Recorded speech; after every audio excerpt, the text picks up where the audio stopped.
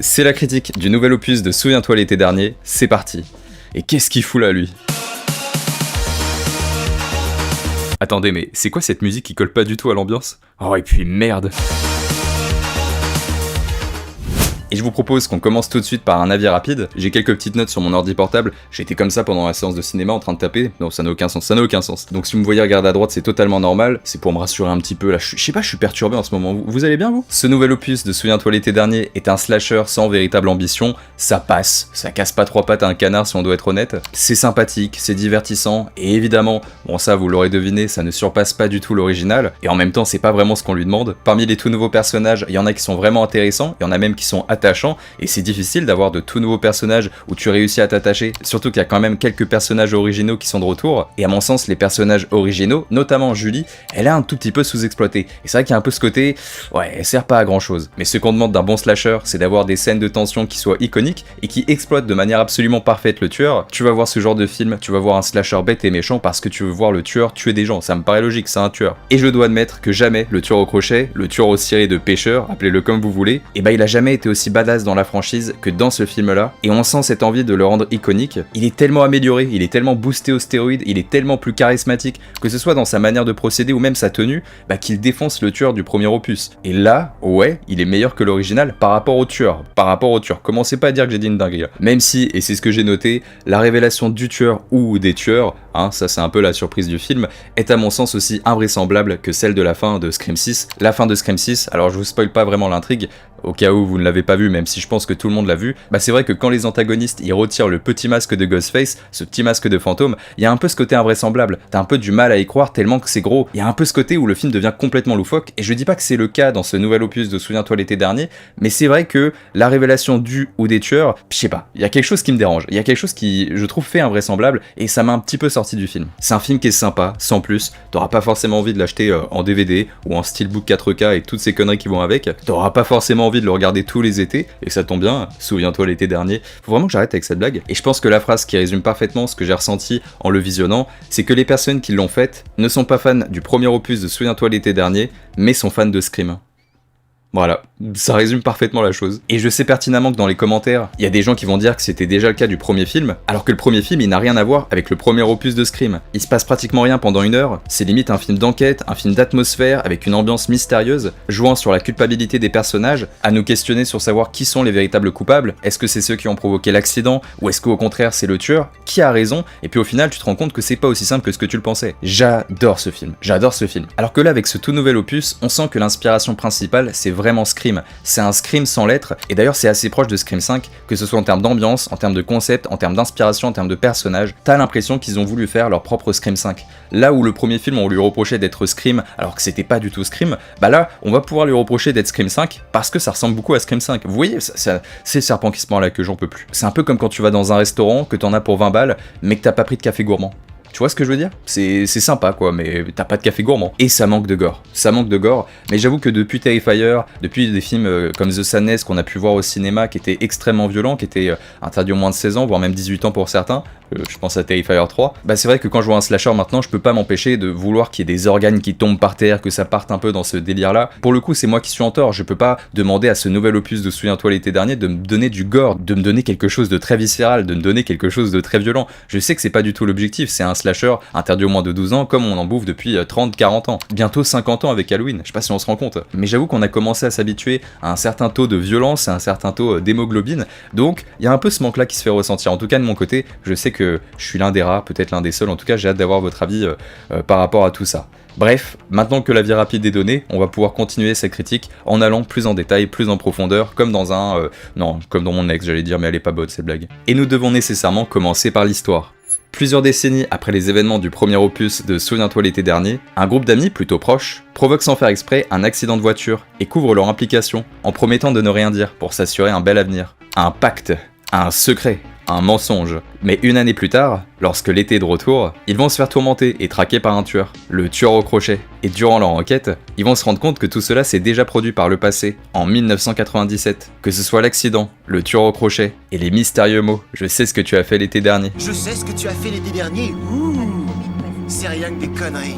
Et ce nouvel opus s'inscrit totalement dans la tendance des films d'horreur de notre époque, ce qu'on appelle le requel. On mélange d'anciens personnages avec de tout nouveaux, tout en se rattachant à l'opus original. Et en termes d'histoire, oui, que ce soit l'accident, le tueur, le fait que tout recommence, ça ressemble énormément au premier film. Et d'ailleurs, c'est une tendance qui dépasse même le cinéma horrifique et qui va dans d'autres genres. Halloween, Scream, Jurassic World et même Star Wars 7. Le but, c'est vraiment d'apporter une forme de nostalgie pour les puristes, pour ceux qui sont là depuis le début, tout en faisant en sorte que les nouveaux spectateurs, ils ne soient pas perdus et qu'ils comprennent toute une traite. Parce que y en a certains qui ne regardent pas du tout les anciens films quand ils vont en salle, et ça, c'est normal, on peut pas leur reprocher ça à certains. Mais Souviens-toi l'été dernier est quand même un requel sans vraiment l'être. C'est-à-dire que c'est un requel qui s'en écarte en même temps, parce que c'est beaucoup plus frénétique, c'est beaucoup plus bourrin, notamment avec le tueur. Il y a ce côté où en termes de mise en scène, en termes d'ambiance et en termes de concept, on s'éloigne par moments un tout petit peu du premier film. On a plus de meurtres, l'enquête est moins prononcée, là où dans le premier film, il faut pratiquement attendre 1 heure pour voir le tueur commettre un crime. C'est ce que je vous disais, c'est presque un thriller psychologique, avec des phases de torture où les personnages sont vraiment tourmentés. Là non, avec ce nouvel opus, que ce soit en termes de narration et de mise en scène,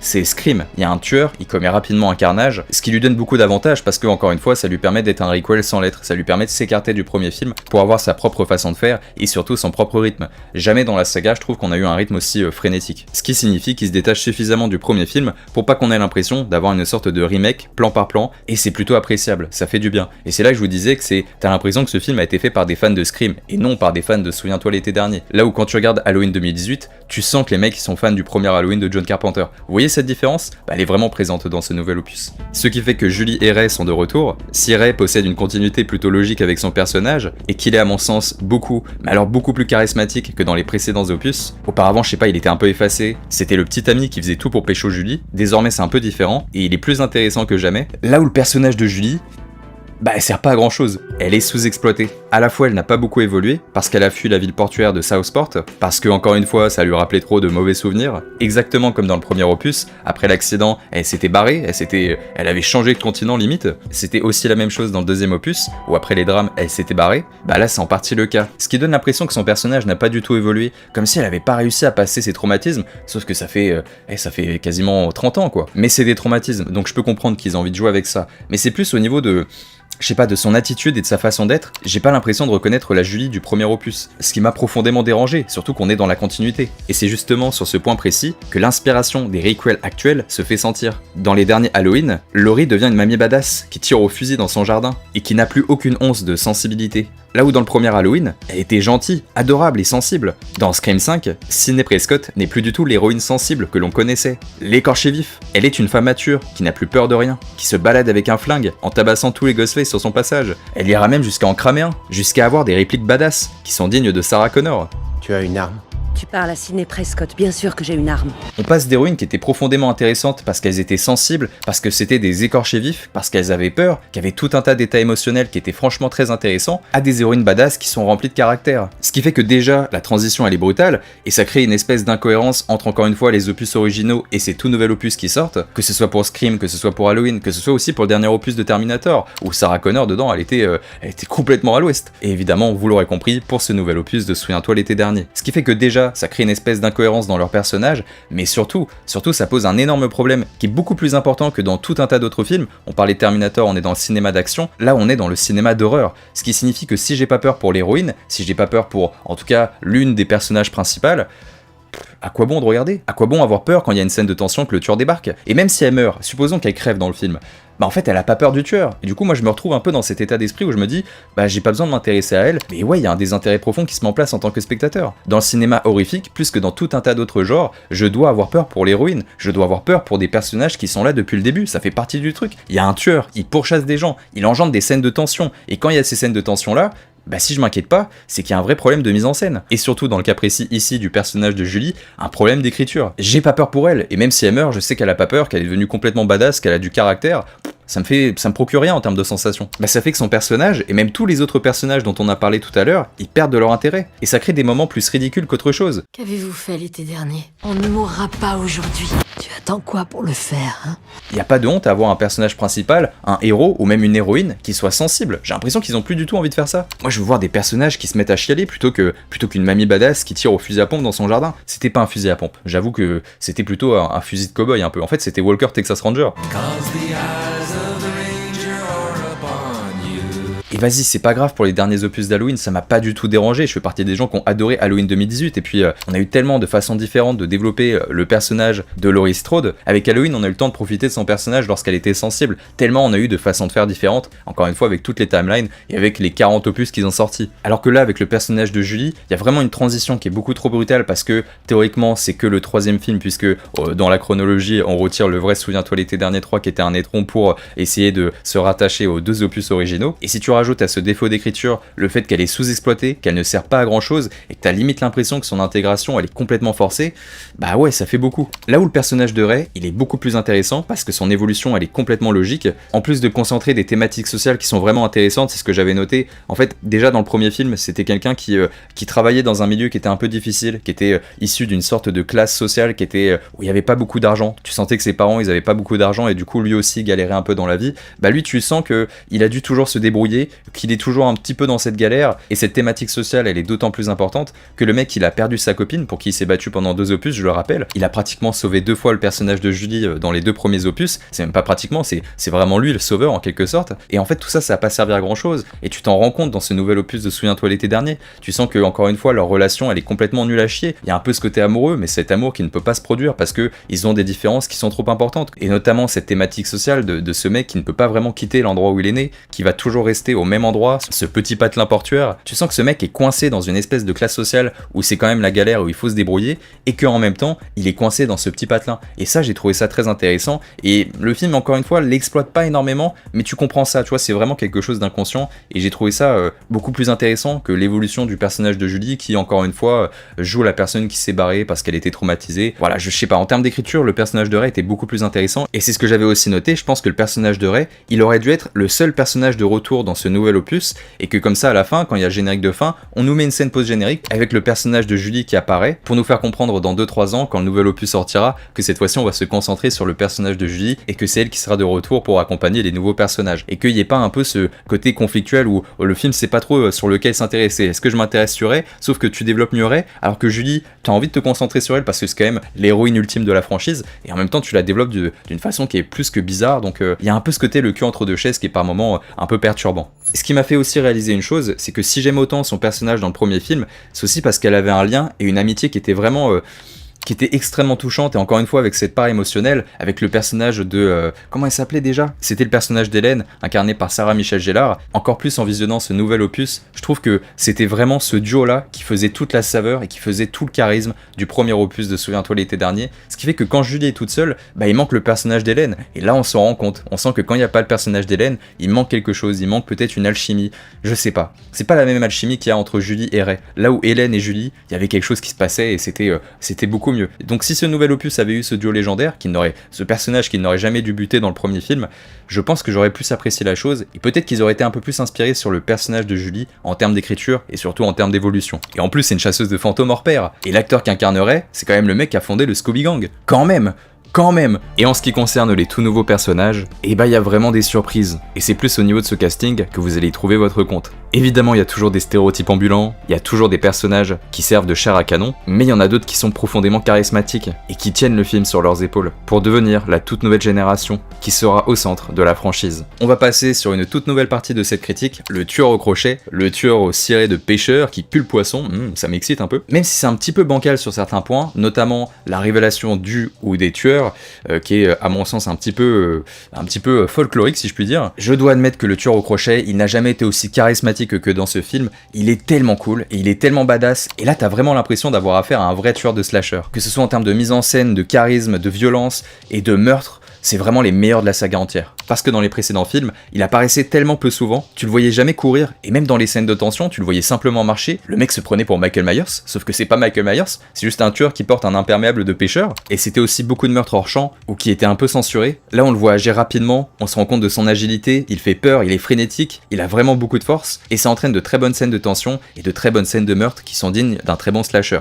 d'un très bon slasher, en tout cas d'un slasher qui est interdit au moins de 12 ans et qui sort au cinéma et qui peut convenir un peu à tout le monde. De slasher grand public en fait, je sais pas pourquoi je me prends la tête, un blockbuster horrifique. C'est simple, avec ce film, il devient un véritable tueur de slasher qui est crédible. C'est un tueur de slasher iconique qui pète la classe, et sur lequel t'as pas forcément envie de tomber. Que ce soit ses méthodes pour tuer, ses armes qui le rendent redoutable, et c'est là où le côté Scream, le côté Ghostface, il apparaît plus que jamais, parce que dans Scream, Ghostface, il est fort, t'as l'impression qu'il a toujours le timing parfait pour ses victimes, qu'il peut tout prédire à l'avance, du moins prédire ce que ses victimes vont faire, et bah là c'est exactement pareil. Il y a vraiment ce côté où le tueur, ou les tueurs, ils savent à l'avance ce que les personnages vont faire, ce qui le rend beaucoup, mais alors beaucoup plus inquiétant, en plus de le faire passer pour un excellent stratège. C'est une menace que tu ne peux pas éviter. Là où dans le premier film, ou même dans le deuxième, t'as l'impression que tu peux fumer le tueur, t'as l'impression que si vous vous mettez à 4 dessus, vous allez suffisamment le tabasser. Là où dans celui-là, ouais je suis pas sûr, il est vraiment redoutable, c'est un vrai tueur en série. Et au-delà d'avoir amélioré son attitude et sa façon de faire, c'est surtout une amélioration visuelle, parce que son costume, là ça y est, quand il y aura des conventions d'horreur, il y aura des gens qui seront déguisés en tueurs de pêcheurs. Il y a un côté presque sexy dans sa combinaison, tu sais c'est du latex noir, mais vraiment le latex que tu utilises dans des pratiques un peu saugrenues, les pratiques que fait Brigitte Macron à l'Elysée, mais j'en dirai pas plus. Il y a presque cet aspect de combinaison en latex noir que tu utilises dans des pratiques au lit, et j'ai trouvé ça beaucoup plus charismatique. C'est pas parce que j'aime ces pratiques, bande de dégueulasses. C'est juste que vu qu'il est plus redoutable, qu'il fait plus peur, qu'il a une attitude de vrai tueur de slasher, et qu'en plus il a un costume qui lui donne beaucoup plus de caractère, bah encore une fois, ça le rend beaucoup plus charismatique. Ça le rend meilleur, c'est tout ce que j'ai à dire, Même ces différentes armes, tu sens qu'il y a beaucoup plus de qualité derrière, que c'est des armes nobles, t'as presque l'impression qu'il a un atelier où il nettoie ses armes, comme Freddy ou comme Art le clown dans Terrifier. T'as l'impression que même lui, le tueur, il s'est motivé pour dire le tueur au pêcheur, en vrai c'était une brêle. Là j'arrive, ça va être moi le véritable tueur au pêcheur de la ville, le tueur au crochet, et je vais vous montrer que j'ai tout un arsenal qui est vraiment inquiétant et où vous avez aucune chance de survivre, même si vous faites 2 mètres et que vous êtes plutôt stock. Et c'est là où il y a une très bonne amélioration de la formule, une très bonne amélioration de tueur, et qu'il fallait crédibiliser la chose. Souviens-toi l'été dernier, ce n'est presque pas un slasher, c'est un film d'enquête avec un tueur en série qui tourmente nos personnages. Là, c'est un slasher. C'est marrant parce que ouais, en termes de genre, là, y a pas de doute, on est dans un slasher et c'est permis grâce à ces améliorations du tueur. Là où je suis un peu moins d'accord, c'est au niveau de la révélation des tueurs qui gâche un petit peu tout. C'est difficile de pas vous spoiler, donc je vais essayer d'être le plus bref possible, et j'ai hâte d'avoir vos retours parce qu'encore une fois c'est un ressenti qui est personnel, et on ne sera jamais d'accord. Moi je connais des personnes, à chaque fois je leur dis que la fin de Scream 5 et de Scream 6, je trouve que ça gâche tout parce que la révélation des tueurs est nulle à chier. Bah là j'ai exactement ressenti la même chose.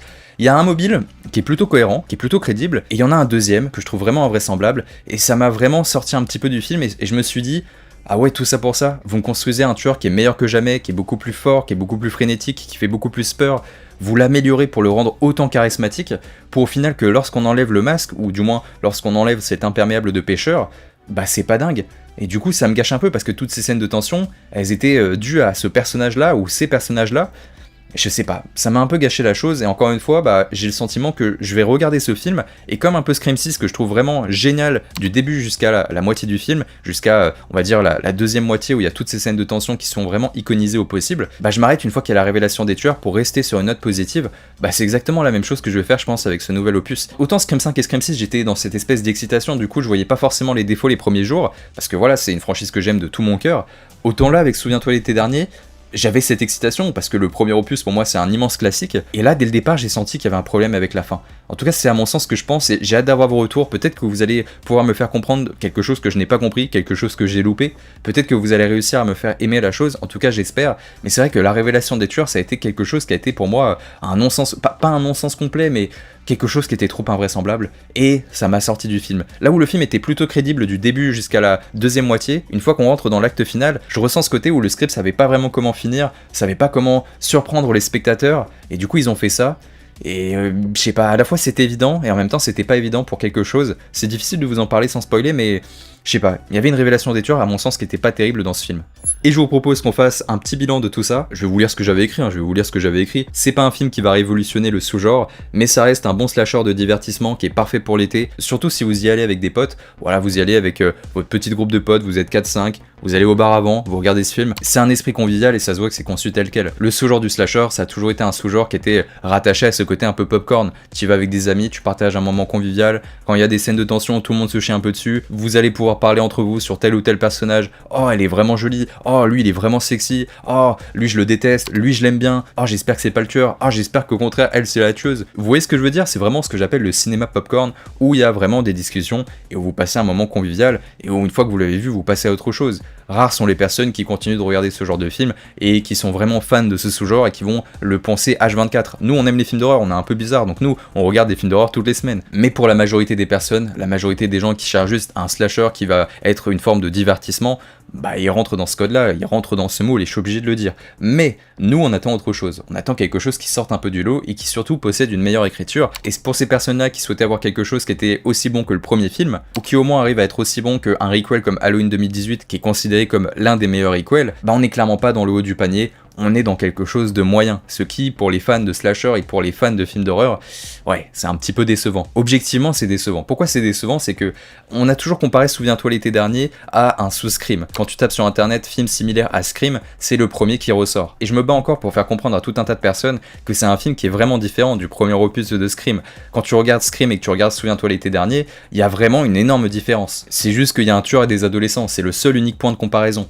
Mais ça fait pas tout le film, ça fait pas tout le film. Et du coup, ils avaient vraiment l'occasion de faire revenir la franchise et de prendre cette revanche, de montrer que c'était pas simplement un sous-Scream, que c'était quelque chose d'autre. Surtout qu'on est dans une époque où Scream est prenable. La franchise n'a jamais été aussi prenable que jamais, au vu des retours critiques de Scream 5 et de Scream 6, et au vu du peu de confiance qu'il y a autour du nouvel opus Scream 7. Ils avaient l'occasion de revenir et de prendre la couronne et de s'imposer comme une franchise immanquable et de tout exploser, de tout péter, de revenir meilleur que les derniers opus de Scream. Ils avaient l'occasion de prendre leur revanche.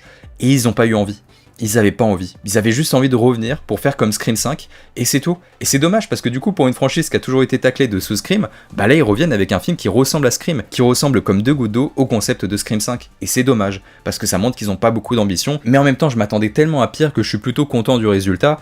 Est-ce que je vais l'acheter en DVD? Non. Est-ce que je vais l'oublier dans 2 semaines? Malheureusement, je pense que oui. Mais quand même, on reste bien loin d'un film comme le dernier requel de Massacre à la tronçonneuse, qui était horrible. On est dans un espèce d'entre-deux. Ce qui m'amène dans l'autre partie, une suite, parce qu'une suite est clairement possible et est même mise en avant par le film. Tu sens qu'il y a vraiment cette envie de revenir, pourquoi pas, avec une trilogie, et de gagner 100 millions de dollars et de se faire un bon petit pactole à chaque fois. Comment on fait pour convenir à la fois aux nostalgiques de la saga et comment on fait pour convenir aux tout nouveaux spectateurs? Bon, on fait cette espèce de melting pot qui a pas beaucoup de charisme et ça nous donne notre film du jour. Voilà, donc il faut qu'il s'émancipe et c'est pour ça que je suis plutôt excité par rapport à des suites parce que pour moi ça pourra corriger largement l'ensemble des défauts et ça pourra partir beaucoup plus loin. Tu vois, tout comme Halloween où t'avais ton nouvel opus d'Halloween qui faisait plaisir, et bah là l'été on aurait à chaque fois un nouvel opus de Souviens-toi l'été dernier et c'est ça qui serait cool, ça pourrait être sympa. Mais il faut que la qualité s'améliore, sinon ça a pas d'intérêt. C'est pas facile parce que j'ai pas envie d'être hyper négatif, parce qu'en même temps, d'avoir des attentes qui étaient là pour un film comme Souviens-toi l'été dernier, enfin pour ce retour là, ça n'avait aucun intérêt. Sauf que, bah voilà, moi j'aime beaucoup le genre, et je pense qu'on est beaucoup à être fan de films d'horreur, on est beaucoup à être fan de slasher,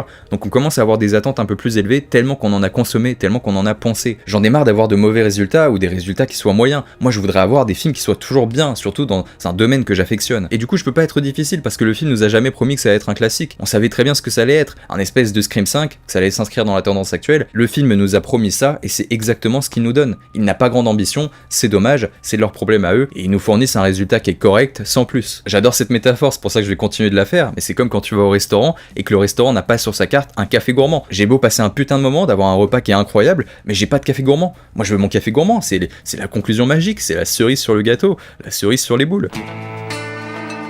C'est pour ça qu'objectivement, je pense que ça va plaire à la majorité. Tout le monde va passer un bon moment, vous l'aurez oublié dans 2 semaines, et en même temps, personne n'attendait plus. En tout cas, j'ai le sentiment. Mais voilà, personnellement, c'est pas quelque chose que je vais acheter, c'est pas quelque chose que je vais collectionner.